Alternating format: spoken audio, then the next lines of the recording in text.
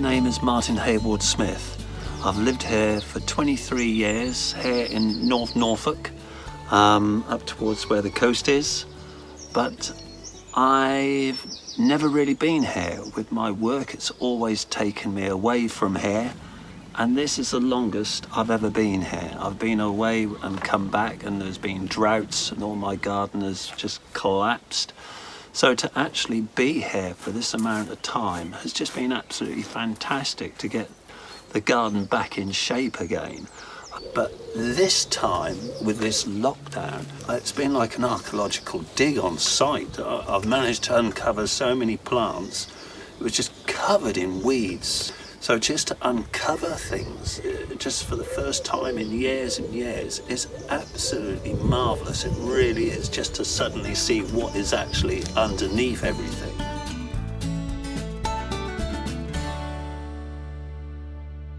At the back of the border, I've actually got 3 crab apples, and they are just alive with bees. Absolutely fantastic. You can just stand there.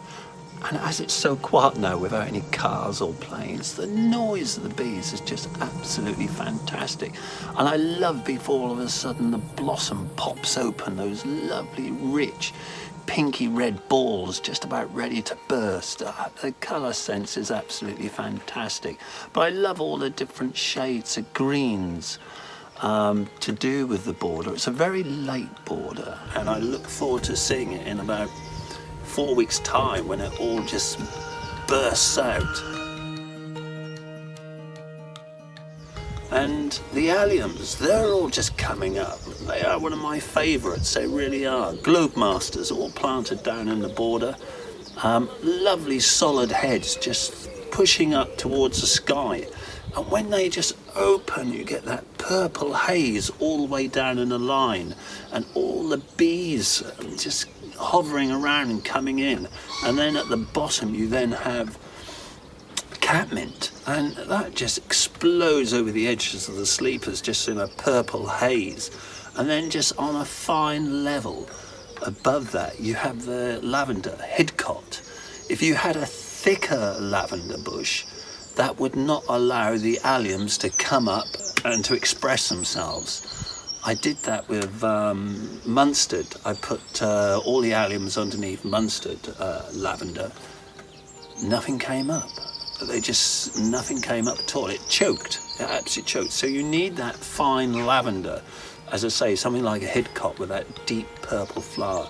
So it really is a deep purple haze all the way down the line there, and fantastic for the butterflies and the bees and other insects.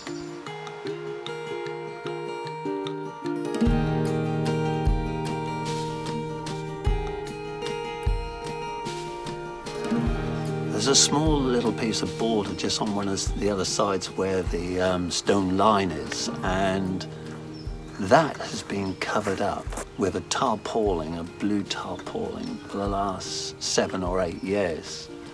So last week I actually lifted it off, and there was nettles all the way around the perimeter, and it then took me 2 days on my hands and knees just picking out every single little piece of root that I could find. And now I'm thinking what I can actually do with that border. I had about 12, 15 box hedges which were over in the vegetable patch, and we now moved them back into the side of the border, and they need to be clipped at some time. There's something very therapeutic about actually clipping box hedging. Yeah, you feel at peace with yourself doing it, and you can't really make too many mistakes with cutting box hedges.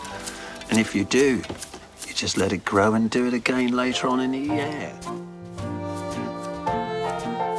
I really do find it very, very, very therapeutic, as I say, just clipping away and just making sure it is the right shape that I'm happy with. And then you feel like getting the mirror out and saying, well, what do you think, sir, madam, of your hairstyle?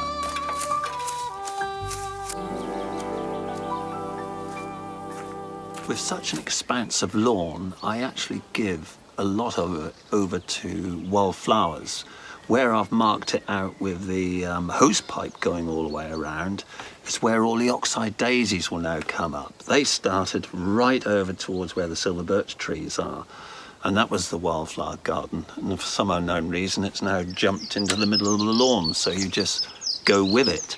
But that is a fantastic array of colour, of just seeing them all just moving in the breeze is absolutely brilliant.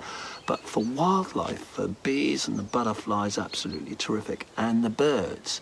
Hence putting my old granddad's fork, a lovely old wooden fork, in the middle of the lawn, and that there is the perch for one of the last remaining birds to come back to our shores, the spotted flycatcher.